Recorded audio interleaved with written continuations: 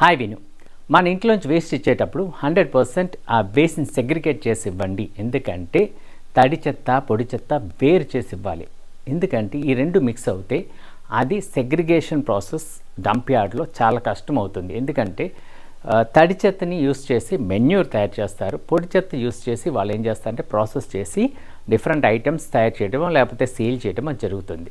మీరు అది చేయకపోతే ఏమవుతుందంటే ఇదంతా డంప్ యార్డ్లోకి వెళ్ళి మిక్స్ అయిపోతుంది. తర్వాత ఆటోమేటిక్గా ఫైర్ అవ్వటం లేకపోతే ఎవరైనా దాన్ని ఫైర్ పెట్టినా సరే ఏంటంటే అది చాలా పాయిజనస్ గ్యాసెస్ రిలీజ్ చేస్తుంది.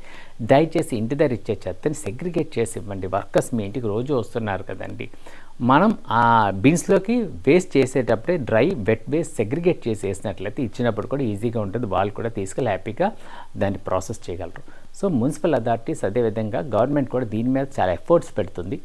ఆ ఎఫర్ట్స్కి మన ఎఫర్ట్ కూడా అవసరమండి, సహకరిందామండి. ఎందుకంటే విన్ విన్ సిచ్యువేషన్, మనకి బాగుంటుంది, ఎన్వైరన్మెంట్కి కూడా బాగుంటుంది. సో అందరూ హ్యాపీగా ఉంటాం. ఒకవేళ ఈ యొక్క వేస్ట్ని గార్బేజ్ని కాలిస్తే ఆ కాలుష్యం బయటకు వచ్చినప్పుడు ఆ కాలుష్యాన్ని మనమే పీలుస్తున్నాం. పీల్చిన తర్వాత ఏంటంటే మనకి లేనిపోని రోగాలు వస్తున్నాయి, మనం చాలా అమౌంట్ హాస్పిటల్లో వెచ్చించవలసిన పరిస్థితి వస్తుంది. ఇది మనకు అవసరమా కాదా మీరు ఒకసారి ఆలోచించండి. సో నేచర్ని లవ్ చేద్దాం, మనని మనం లవ్ చేద్దామండి. Thank you.